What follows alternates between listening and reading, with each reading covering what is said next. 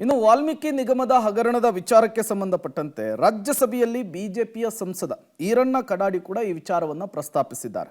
ವಾಲ್ಮೀಕಿ ನಿಗಮದಲ್ಲಿ ಆಗ್ತಾ ಇರುವಂತಹ ಅನ್ಯಾಯದ ಬಗ್ಗೆ ಸಿದ್ದರಾಮಯ್ಯ ಸರ್ಕಾರದ ವಿರುದ್ಧ ಆಕ್ರೋಶವನ್ನು ವ್ಯಕ್ತಪಡಿಸಿದ್ದಾರೆ.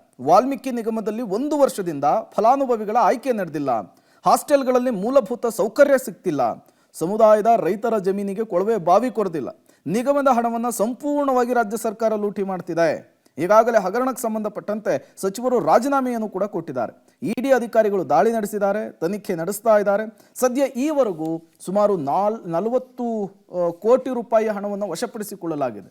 ದಲಿತರ ಉದ್ಧಾರ ಮಾಡ್ತೇವೆ ಅಂತ ಹೇಳ್ತಾರೆ ಸಿಎಂ ಸಿದ್ದರಾಮಯ್ಯ, ದಲಿತರ ಹಣವನ್ನೇ ಲೂಟಿ ಹೊಡೆದಿದ್ದಾರೆ. ಇದು ದಲಿತ ವರ್ಗಕ್ಕೆ ಬಗೆದಂತಹ ವಿಶ್ವಾಸ ದ್ರೋಹವಾಗಿದೆ ಅಂತೇಳಿ ಆಕ್ರೋಶವನ್ನು ವ್ಯಕ್ತಪಡಿಸಿದ್ದಾರೆ.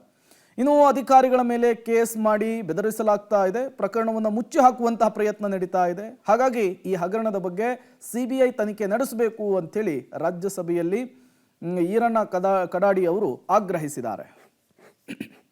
ಶೋಷಿತ ಜನಾಂಗದ ಅಭಿವೃದ್ಧಿಗಾಗಿ ನಿರ್ಮಾಣಗೊಂಡ ಮಹರ್ಷಿ ವಾಲ್ಮೀಕಿ ಪರಿಶಿಷ್ಟ ಪಂಗಡಗಳ ಅಭಿವೃದ್ಧಿ ನಿಗಮದಲ್ಲಿ ನಡೆದಿರುವ ವಾಲ್ಮೀಕಿ ನಿಗಮದಲ್ಲಿ ಕಳೆದ 1 ವರ್ಷದಿಂದ ಫಲಾನುಭವಿಗಳ ಆಯ್ಕೆ ನಡೆದಿಲ್ಲ. ದಲಿತ ವಿದ್ಯಾರ್ಥಿಗಳ ನಿಗಮಕ್ಕೆ ಸೇರಿದ ಹಾಸ್ಟೆಲ್ಗಳಲ್ಲಿ ಮೂಲಭೂತ ಸೌಕರ್ಯಗಳನ್ನು ನೀಡಿಲ್ಲ. ಪರಿಶಿಷ್ಟ ಪಂಗಡದ ರೈತರ ಜಮೀನುಗಳಿಗೆ ಕೊಳವೆ ಬಾವಿಗಳನ್ನು ಕೊರೆದಿಲ್ಲ. ಸಣ್ಣ ಪುಟ್ಟ ವ್ಯಾಪಾರಕ್ಕಾಗಿ ಹಣಕಾಸು ನೆರವು ನೀಡಿಲ್ಲ. ಪರಿಶಿಷ್ಟ ಪಂಗಡದ ಜನರ ಜೀವನ ಮಟ್ಟ ಹಾಗೂ ಆರ್ಥಿಕ ಸ್ಥಿತಿಗಳನ್ನು ಸುಧಾರಿಸುವ ಕಾರ್ಯಕ್ರಮಗಳಿಗಾಗಿ ಬಳಸಿಕೊಳ್ಳಬೇಕಾದ ಈ ಹಣವನ್ನು ವ್ಯವಸ್ಥಿತವಾಗಿ ಲೂಟಿ ಹೊಡೆಯಲಾಗಿದೆ. ವಾಲ್ಮೀಕಿ ನಿಗಮದ ಅಧಿಕಾರಿಗಳು ಒಬ್ಬರು ಡೆತ್ ನೋಟ್ ಬರೆದು ಆತ್ಮಹತ್ಯೆ ಮಾಡಿಕೊಂಡ ಮೇಲೆ ಈ ಪ್ರಕರಣ ಬೆಳಕಿಗೆ ಬಂದಿದೆ. ಪರಿಶಿಷ್ಟ ಪಂಗಡದ ಕಲ್ಯಾಣ ಇಲಾಖೆ ಸಚಿವರು ಈಗಾಗಲೇ ರಾಜೀನಾಮೆ ಸಲ್ಲಿಸಿದ್ದಾರೆ. ಅವರನ್ನು ಇಡಿ ಬಂಧನಕ್ಕೊಳಪಡಿಸಿದೆ. ಜಾರಿ ನಿರ್ದೇಶನಾಲಯದ ಅಧಿಕಾರಿಗಳು 20 ಕಡೆ ದಾಳಿ ನಡೆಸಿದ್ದು, ಕರ್ನಾಟಕ, ತೆಲಂಗಾಣ, ಆಂಧ್ರಪ್ರದೇಶ ಸೇರಿದಂತೆ ಹಲವಾರು ರಾಜ್ಯಗಳ ಸುಮಾರು 270 ಬೇನಾಮಿ ಖಾತೆಗಳಲ್ಲಿ ಹಣ ವರ್ಗಾವಣೆ ಮಾಡಲಾಗಿದೆ. ಹಗರಣಕ್ಕೆ ಸಂಬಂಧಿಸಿದ ಸುಮಾರು 40 ಕೋಟಿ ರೂಪಾಯಿಗಳನ್ನು ಈಗಾಗಲೇ ವಶಪಡಿಸಿಕೊಳ್ಳಲಾಗಿದೆ ಎಂದು ತಿಳಿದು ಬಂದಿದೆ.